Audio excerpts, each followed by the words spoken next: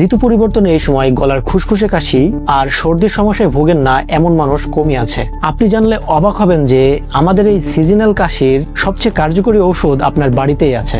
ঘরে থাকা মাত্র কয়েকটা উপকরণ দিয়েই বানাতে পারেন এমন একটি হার্বাল লজেন্স যা গলার খুশখুশানি ভাব দূর করতে দারুণ কার্যকরী হবে। আদা, গোলমরিচ আর গুড়, এই তিনটি উপাদান তো প্রায় সবার বাড়িতেই থাকে, কিন্তু বেশিরভাগ মানুষই এগুলোকে এমন ভাবে মেশান যাতে স্বাদ থাকে কিন্তু উপকার কমে যায়। আজ দেখাবো সঠিক পদ্ধতি। প্রথমে 150 গ্রামের মতো আদা হালকা রোস্ট করে ব্লেন্ড করে নিন। একটি প্যানে সামান্য ঘি দিয়ে আদাটা 2 মিনিট ফ্রাই করে নিন। এরপর 300 গ্রামের মতো আখের গুড় যোগ করুন।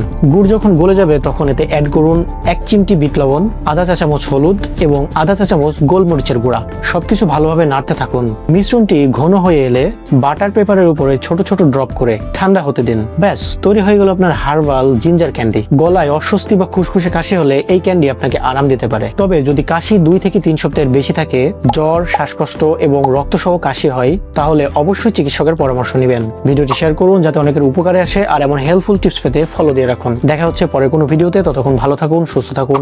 আল্লাহ হাফেজ।